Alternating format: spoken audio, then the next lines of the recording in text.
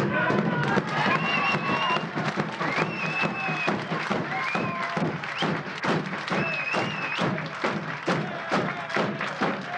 distinción, compañeros, no es caprichosa.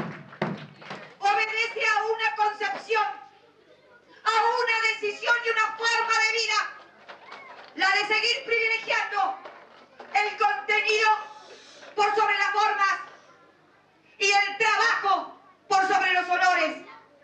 Y hoy vuelvo a ocupar una vez más aquí en Caleta Olivia esta tribuna política, no para aplaudir o agraviar a otro compañero o a otro dirigente, sino para venir a defender una metodología, una propuesta y fundamentalmente un proyecto.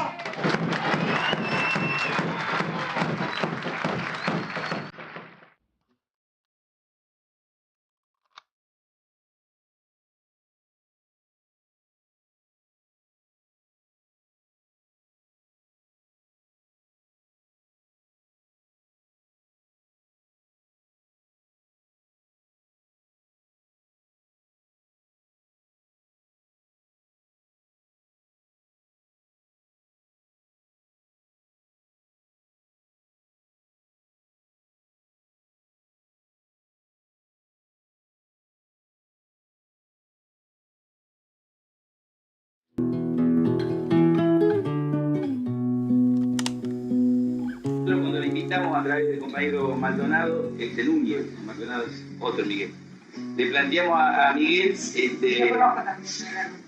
le planteamos, sí, de Antonio, le planteamos que la idea de discutir política, no queríamos hablar ni de interna, ni de candidatura, digamos, estamos preocupados por el futuro de la nación, por lo que nos queda a nosotros de vida en esta nación, por nuestros hijos, por nuestros nietos, por el sentir peronista, que le invitamos a hablar, yo le decía con total libertad, ella agregaba, igual lo hago, por supuesto no se nos va a ocurrir acotarla, pero se caracteriza por tener una independencia de criterio, lo que es muy bueno, pero nos queda claro que más allá de ser diputada o ser una dirigente importante del escenario nacional, pero sobre todo es una compañera, con lo que eso implica, con el término, lo que implica el término compañera. Así que, gracias compañera por estar en esta casa, por estar con nuestros compañeros, que son todos compañeros de verdad, si no estarían acá. Y bueno, escuchemos atentamente. Listo. Bueno, ante todo, agradecer a los compañeros que me hayan venido, no a escuchar porque no vine a disertar. Esto no es una reunión de las que normalmente uno hace un acto político, en realidad viene a compartir con cuadros del partido discusiones y el análisis de una situación difícil para el peronismo y difícil para el país. Y no es casualidad que sea difícil para ambos, porque tiene que ver el que sea difícil para el peronismo y también sea difícil para el país. Y no es un juego de palabras. Que hay una cosa que es fundamental en la etapa que se avecina, y es el tema de que no pasa por discutir quién va a ser el candidato del peronismo, sino esencialmente qué peronismo y qué país le vamos a ofrecer a la gente. Y esto no es un lugar común, sino que es una necesidad además imperiosa, porque yo que le voy a venir a contar a quienes trabajan acá en el conurbano bonaerense de lo que es la situación social y de que esto no se aguanta más. Me parece que vendría con novedades viejas, con noticias viejas. El problema que partió fue que ellos creyeron que el menemismo, como sistema, digamos, de asociación entre negocio y política, era algo únicamente del peronismo, que solamente el peronismo tenía este problema, en lugar de advertir que esta asociación, yo digo ilícita, muchas veces entre negocios y política, no era un problema de un partido en especial, en el peronismo, sino que era un problema de la política argentina, de la historia argentina, en definitiva de los argentinos. Nosotros no lo percibamos con toda claridad, pero hay un fin de ciclo histórico porque necesariamente los principales dirigentes, los principales partidos representan una Argentina que ya fue deterioro, porque es el deterioro de lo público, es el deterioro del Estado, o sea, público, Estado y política son espacios comunes. Privado, mercado y economía son espacios comunes. Hoy, la gran crisis que tenemos es de representación política, y esto no se da solamente en la Argentina, sino que se da en el mundo. En el Parlamento, del cual formo parte, en realidad está representado cualquiera, menos el ciudadano común, menos el hombre y la mujer de carne y hueso. Esto lo ves no solamente por una cuestión de corrupción, es mentira que sea solamente una cuestión de corrupción. Esto nos pasó cuando se sancionó, por ejemplo, les quiero dar un ejemplo, no es que están representadas las compañías porque van y compran una ley en el Senado o sobornan en la Cámara de Diputados, no, eso es una parte de la historia. Pero está la otra parte de la historia, que es la delegación intelectual y de representación social que se efectúa de las instituciones en beneficio de los grandes grupos y que no solamente obedecen a cuestiones de corrupción. Entonces la representación deja de ser de popular en el verdadero sentido del pueblo, de cómo es institucionalmente de acuerdo a la Constitución, para pasar a ser, bueno, una representación de los sectores que mayor fuerza de presión, de lobby, concretamente de lobby, tienen sobre las instituciones. Hace más de un año planteamos que el problema es de representación social vacante. Hay una representación social vacante. No nos pone contentos haber acertado, porque además perdimos y miren todo lo que está pasando en la Argentina, pero por lo menos te da aliciente de que no estás mal rumbeado. O sea, cuando vos querés representar, vos podés tener las mejores intenciones, podés tener el mejor discurso, pero vos no sos ese discurso ni lo que vos creés que sos. Vos sos, en términos de representación y dirigente, lo que la gente cree que sos. ¿Se entiende lo que digo? Por eso te digo. Entonces yo creo, es como que yo, no sé, me propusiera como presidente de la nación, ponele, viste, por ahí, no, me van a decir que no porque no me ven como eso. De repente yo creo que cada uno tiene una imagen de lo que representa en esos términos y entonces por eso me parece que es importante reconocer los roles que cada uno juega. Hoy los sindicales están defendiendo una porción de la sociedad muy pequeña y yo creo que la discusión es por los desocupados. ¿Por qué digo que es también por los desocupados? Porque si nosotros no logramos disminuir los índices de desocupación, difícilmente los que están ocupados tengan mejores condiciones de trabajo. Al contrario, cuanto más desocupados haya, peores condiciones de trabajo para los pocos que quedan en tareas fijas, porque esas condiciones se tornan cada vez más precarias porque tienen la amenaza de un ejército de desocupados en la calle que les está impidiendo la lucha por esos derechos sindicales. Por eso, algunos dirigentes sindicales que han devenido en empresarios ya no entienden esta mecánica porque están en otros negocios, en el negocio que precisamente están los empresarios, entonces han dejado de representar. Y cuando una sociedad deja de tener representados a los sectores que la componen, termina con estallidos o con explosiones, porque bueno, por algún lado esto sucede. Yo le voy a decir algo, el cordobazo no lo hacen obreros o desocupados o obreros mal pagados, lo hacen los obreros mejor pagados de Latinoamérica, que eran los obreros de la industria automotriz de Córdoba. ¿Y esto qué significa? Que contrariamente a lo que se presupone, a mayor grado de miseria, a mayor grado de achatamiento, menor capacidad de organización para la lucha, aunque esto parezca mentira. Cuanto mayor hay aplastamiento social, mayores o menores posibilidades de una organicidad política para esto. Esta es un poco la necesidad que tiene hoy el peronismo de dar esta discusión y de cómo vamos a volver a representar.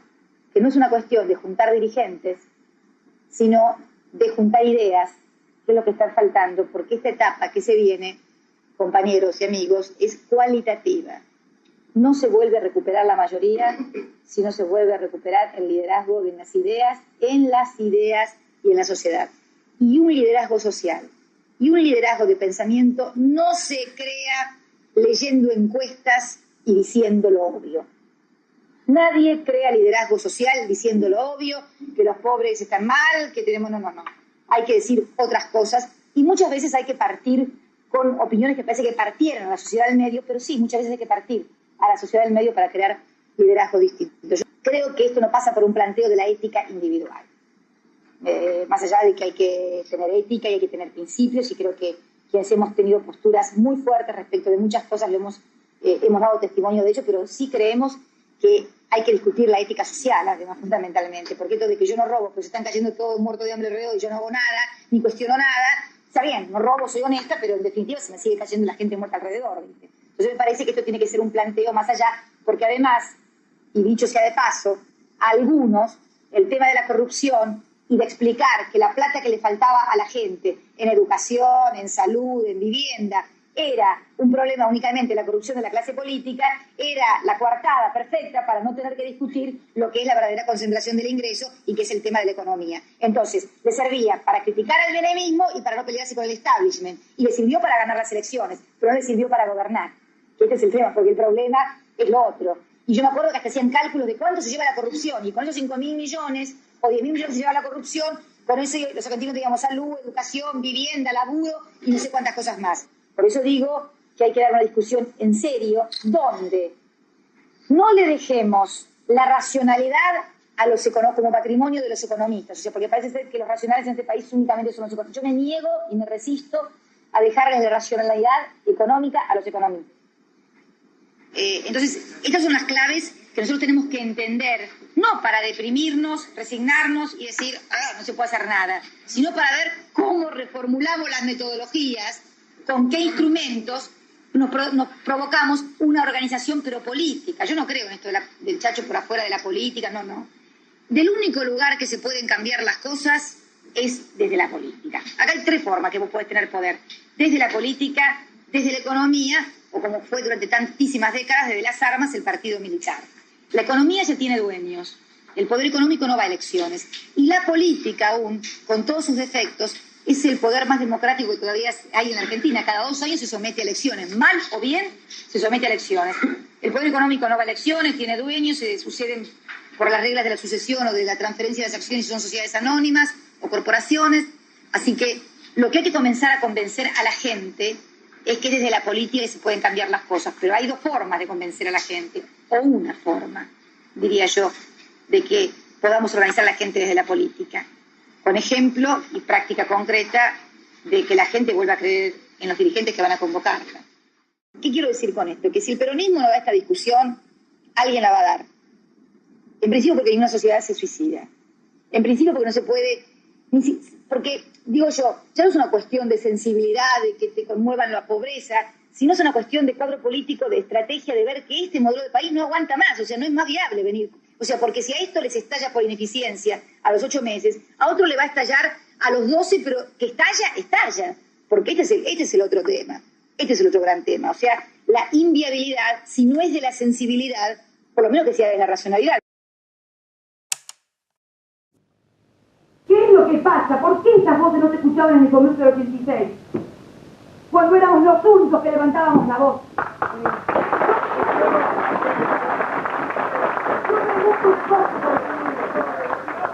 Yo pregunto una cosa, compañeros. Nos quejamos de los dirigentes, pero ¿y qué somos los militantes que por un puesto, por figurar el presupuesto, aceptábamos por ahí cosas que no deberíamos haber aceptado? Eso es lo que yo pregunto. ¿Cuántos compañeros puedo decirle de cara como decimos nosotros, compañero Purichelli está equivocado? No, éramos muy pocos. Ahora Pero que no, estás equivocada, porque él quiere un montón de veces se le dijo. entonces, evidentemente, compañeros, lo que yo pido es que la coherencia y la honestidad y capacidad que se le exige a los dirigentes, se le exige también a los militantes mismos. Para que cuando tengan que decir no, aunque pierdan un puesto o una nominación para diputado, lo hagan igual. Por eso, compañeros, por los viejos tiempos, por respeto y coherencia a lo que cada uno hizo y dijo en el pasado, porque la historia del peronismo en San no empieza en este Congreso ni en las últimas elecciones del 29 de mayo o del 9 de julio. La historia del peronismo comenzó antes, compañeros. Comenzó desde el 82, en el 83 en la Quintana. Ahí empezó el peronismo. El peronismo no es una película que uno viene siendo así y recién empieza. El peronismo viene de mucho antes, compañeros. Por eso, juzguemos nuestras propias actitudes como militantes con la misma dureza y espíritu de autocrítica que juzgamos a nuestros dirigentes. Los dirigentes, compañeros, las dirigencias sociales y políticas nunca son mejores ni peores de que quienes representan. Y aunque esto suene duro, compañeros, hay que decirlo. Yo no creo que sociedades en crecimiento, en desarrollo, progresistas, con buenas propuestas, den todos malos dirigentes. Los dirigentes no son más ni menos que el espejo en donde se mira la base social que los sustenta, compañeros. No hay dirigencias malas y bases o militantes todos buenos. Todo está concatenado con lo otro. Todos somos consecuencia de los mismos aciertos y de los mismos errores. Por eso, compañeros, la crítica que tan fácilmente formulamos, que empiece fundamentalmente por una autocrítica de todos y cada uno de nosotros de qué hicimos y qué participación tenemos para que el peronismo esté como esté en toda esta historia que hemos llevado. impronta en nosotros. Somos un partido con práctica de poder, porque nacimos en el poder, o sea, no nacieron en la oposición como fue el radicalismo en la lucha contra el régimen, los principios, el tema y el partido por sobre todas las cosas porque era el instrumento para vencer al régimen. Acá no, acá nosotros nos encontramos con que el peronismo nació en el gobierno y haciendo cosas. Y esto ha marcado improntas diferentes en ambos partidos, ¿no? Octubre, si bien siempre fue parte de la liturgia peronista, no fue un acto peronista. El peronismo no existía el 17 de octubre del 45. La gente encontró la representación política de su conflicto, de esa clase trabajadora que se incorporaba y demandaba mayores beneficios en Perón, y fueron atrás de Perón. No porque les había dado cosas, sino porque habían encontrado a alguien que los representara. Esto era, en definitiva. Esa persona, ellos sentían que le representaba sus intereses. Los obreros, las mujeres, los jóvenes, ese tipo lo representaban, los defendía, les había reconocido los beneficios que nunca nadie les había reconocido, entonces lo fueron a buscar, porque además cuando lo metieron en cana, justo en ese momento tenían que cobrar el aguinaldo y a muchos le decían vayan a cobrárselo a Perón. Entonces, bueno, lo fueron a buscar a Perón para cobrar el aguinaldo, como digo yo, ¿no? Le hicieron caso y lo fueron a buscar a Perón para cobrar el aguinaldo. Y es eso en términos que siempre fueron muy románticos y muy épicos para nosotros, pero eso era el eje de la representación política. Esa es la representación política. El peronismo fue la representación política de esos intereses, de esos nuevos sujetos sociales que se incorporaban y demandaban incorporarse a la vida política. Y son distintas incorporaciones. Yo siempre lo reflejo en algo que siempre me llamó la atención. Mi mamá, que también se hace peronista junto con mi abuelo, la hija, ¿no es cierto?, a partir de que ellos las primeras cosas las comienzan a recibir del peronismo, tiene, por ejemplo, a Evita, a ella, los recortes, las cuadros que tiene de Evita, las fotos que tiene de Evita, es la Evita esa divina del Colón, es la Evita de los vestidos, es la Evita, sí, pero no, va a pasar eso de una Evita porque es lo que nos pasó a nosotros, la Evita hada, como digo yo, porque Evita es una suerte de hada que venía a darle cosas a la gente, pero en el buen sentido, no como planteaban los gorilas. Y mamá tiene la foto de esa Evita, esa es la Evita de ella. La Evita de mi hermana, por ejemplo, mi hermana es médica, es menor que yo, que la tiene colgada en su pieza del año, la Evita, ella fue militante de la UES, está alejada de la política desde mucho tiempo, es la Evita del micrófono, la Evita crispada frente al rodete, la Evita casi combativa, que es como nos incorporamos nosotros al peronismo. O sea, cada uno tiene una Evita y cada uno tiene un peronismo. Este es el tema, de cómo se incorporó y por qué se incorporó. Y si yo prendía la televisión anoche y veía ese acto de La Rioja y veía a gran parte del peronismo alineado de vuelta atrás de Menem, porque esto es así, más allá de que se haya decidido ir alineado al peronismo, y veíamos que lo único que estaba ofreciendo, por lo menos gran parte del peronismo, era el modelo que Menem tuvo para el país, con el agregado de Boloco, digamos que lo nuevo sería Boloco, y no se rían porque resulta seductor para algunos sectores de la sociedad, aunque nos parezca mentira. Acá, entre los cuales nos reímos, pero hay un montón que lo ven hasta casi como simpático. Y esto es una cosa que vamos a tener. La frivolización no es una teorización sobre la política, es una práctica muy concreta. Yo creo que lo que es importante, más allá de las declamaciones y los discursos, es la práctica concreta que se puede hacer para construir un espacio diferente. Y yo creo que hoy sigue siendo el peronismo. Yo tenía siempre, cuando me decían, ¿por qué usted no se va del peronismo? Pero si no fui cuando estaba López Rega e Isabel, como digo, ¿no? Que estaba para irse del país, no del peronismo. ¿Por qué me voy a tener que ir ahora? ¿Por qué no la pelea adentro? Y yo creo que esta es la obligación que nosotros tenemos como generación y como peronistas, que es dar la pelea para reconstruir un peronismo diferente. Porque si pudimos hacerlo después de las cenizas, con el intento de renovación, que fue un intento de reconstruir al peronismo después de las cenizas en que lo habían sumido, digamos, Isabel, López Rega, lo que fue después la experiencia de Luder, y demás, si pudimos hacerlo, aunque quedó trunco también, porque en realidad quedamos en una renovación de las formas y no de los contenidos, bueno, ¿por qué no vamos a intentarlo otra vez? Tenemos una obligación histórica de intentarlo.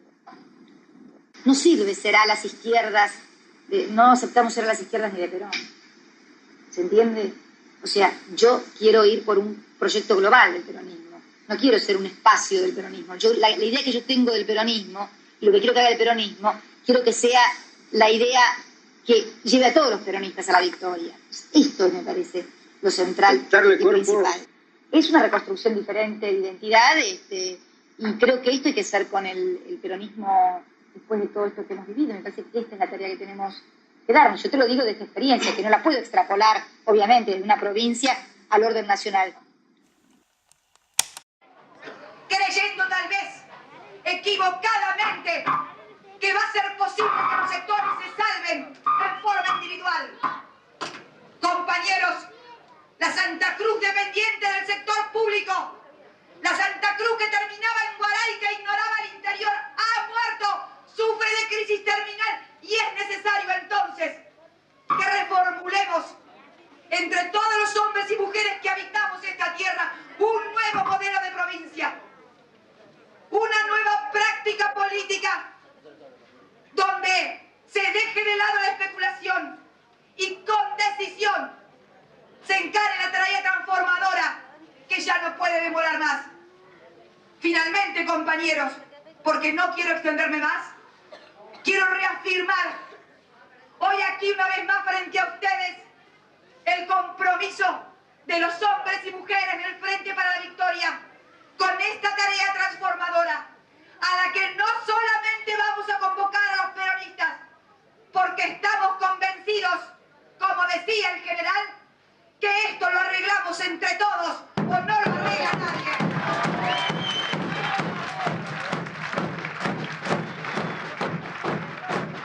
Finalmente, compañeros, pero que tengan en claro que esta convocatoria que vamos a hacer y que estamos ya haciendo a todos los hombres y mujeres, cualquiera sea su pensamiento y provinieran de donde provinieran, no es una convocatoria para hablar. La gente está harta de escuchar hablar a los dirigentes.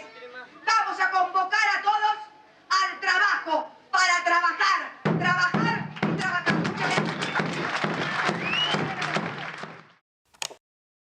Siempre fuimos oposición interna. Año 73 salimos terceros en la primera interna que se hace en la provincia después de la democracia. En la segunda elección salimos segundos y en la tercera elección salimos terceros, pero únicamente referidos a la cuestión local, a la intendencia. Y salimos terceros sino contra todo el aparato. O sea, entre nosotros no había ningún funcionario, ninguno era diputado, concejal, intendente. Es más, la pelea era precisamente contra todo lo que estaban en la intendencia, en la Cámara de Diputados, en la gobernación, que era todo peronista, pero todo enfrentado a nosotros. Y la primera experiencia provincial que ganamos, la ganamos con el Frente para la Victoria santacruceña en el año 89, cuando le ganamos a la lista le ganamos la intendencia al entonces gobernador en el 87, había cambiado el gobernador porque había habido elecciones y le volvimos a ganar al otro gobernador, que finalmente termina en juicio político, desde la elección provincial. Hoy nosotros somos gobierno desde 1991 en la provincia. Cuando hablo de nosotros estoy hablando del Frente para la Victoria santacruceña, que es, digamos, la corriente interna, pero que hoy no es una corriente interna. En realidad, en lugar de ser una corriente interna del partido, metimos el partido adentro de un movimiento social más amplio. Este quiere ser un espacio lo más flexible posible. Hay solamente un punto de inflexibilidad, por decirlo así, y que es que no queremos discutir candidaturas, sino queremos discutir qué proyecto y qué país. Y en esto sí queremos ser inflexibles. Y estamos seguros que ese proyecto y ese país no es Menem. O sea, no es ver que armamos un espacio para ir a negociar con el que va a ser candidato, porque de los que hay no nos gusta ninguno. Te hablo de una práctica de poder y eso sí, mucha consecuencia y mucha coherencia en nuestra lucha. O sea, se podrá estar o no de acuerdo con nosotros. Lo que no se nos puede decir es que un día decimos una cosa, un día estamos acá y otro día siempre estamos. Yo lo que creo que hay que volver a formular a la gente es un proyecto de país, que hoy no existe. No son 3 medidas económicas, tenemos que ir por allá, no. Es un modelo de país, una estrategia de crecimiento. Primero, convencerlos de que podemos seguir siendo un país y tener identidad. Segundo, no es solamente ojo con los desocupados y los excluidos y casi un movimiento clasista marginal, porque si hay algo que el peronismo nunca fue ser clasista. Al contrario, se caracterizó por una construcción de carácter nacional donde se incorporaban sectores, muchas veces con algunos intereses aparentemente contradictorios, pero que se unían con un objetivo superior. El capital va donde hay rentabilidad. Entonces, la primera cuestión que tenemos que plantearnos hoy ¿Qué le vamos a ofrecer al país desde una identidad además propia? ¿Qué estrategia de desarrollo y crecimiento le ofrecemos al país como un modelo en el cual puedan contenerse a todos los sectores agredidos por esta política económica? Y esto se puede hacer, Esto va a exigir definir qué rol le vamos a dar al Estado. ¿Vamos a seguir con un Estado desertor y ausente que solamente defiende la seguridad jurídica del capital? Yo quiero seguridad jurídica para el capital que viene a invertir en las privatizadas, pero quiero seguridad jurídica para los usuarios y consumidores, que consiste básicamente en pagar una tarifa justa de acuerdo al precio que recibe. Yo quiero preguntarme por qué, por ejemplo, hoy estamos pagando servicios mucho más caros por las mismas compañías que en sus países de orígenes tienen los servicios mucho más baratos. Nuestra Argentina pendular, ¿no? Que pasa de un extremo al otro, y entonces del Estado, que fue el eje, el Estado que construyó el peronismo, que era el Estado del modelo de bienestar, que en realidad cuando llega Menem se había derrumbado también estrepitosamente, porque había dejado de ser el Estado de bienestar para convertirse también en el Estado de malestar. Vamos a decir las cosas como son y hacernos cargo de las deformaciones que tuvo ese modelo de bienestar. Bueno, Menem dice, bueno, no, la verdad que el Estado no sirve para nada, es una porquería, y entonces confunde el Estado con aquel Estado que no servía. Lo que no servía más era aquel Estado. Había que construir un Estado diferente, pero había que construir un Estado. Menem no. Menem se compra con armas, con toda la doctrina encerradita, con un paquetito del consenso de Washington, el Estado no sirve para nada, ahora el mercado decide todo, acá se crece y cuanto más se crezca va a llegar un momento que derrama la copa y le llega a todo. Al cabo del tiempo, en realidad, más que derrame económico, hubo desparrame social, como digo yo, ¿no? Y entonces terminamos creciendo, pero incorporando una desocupación estructural, no resolviendo ninguna de las cuestiones en las que este Estado debió haber dado respuesta en materia de educación, de salud, de acción social, etcétera, etcétera. Y estamos como estamos ahora. Y yo digo que hay que discutir un modelo diferente, pero no solamente un modelo diferente de Estado, sino también un modelo diferente de cambiar esta relación de fuerzas y volver a convocar desde el peronismo. Yo quiero que sea del peronismo porque soy peronista, pero les aclaro que si no lo hace el peronismo, les reitero, alguien va a venir a hacerlo porque ninguna sociedad se suicida. Los viejos objetivos son los de construir una nación y un pueblo feliz. Los objetivos son esos. Los instrumentos son, y hay que reconstruir nuevos instrumentos y nuevas resignificaciones con esto.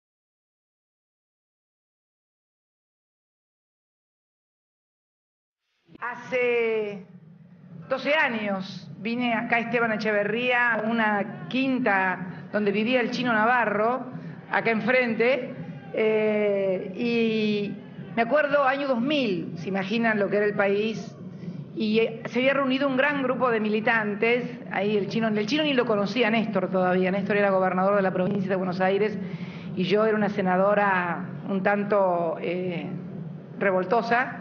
Y bueno, había sido gran discutidora siempre, y me acuerdo que vine a dar una charla en un quincho donde se habían juntado varios compañeros, y me acuerdo que en un momento me enfervoricé en la charla, y por ahí un señor mayor que estaba ahí, ¡pa!, se cayó al suelo y se desmayó, y pobre, lo sacaron afuera, y después cuando se recuperó dice que bueno, se había emocionado mucho con el discurso y por eso se iba a acordar todavía el Chino de esa anécdota.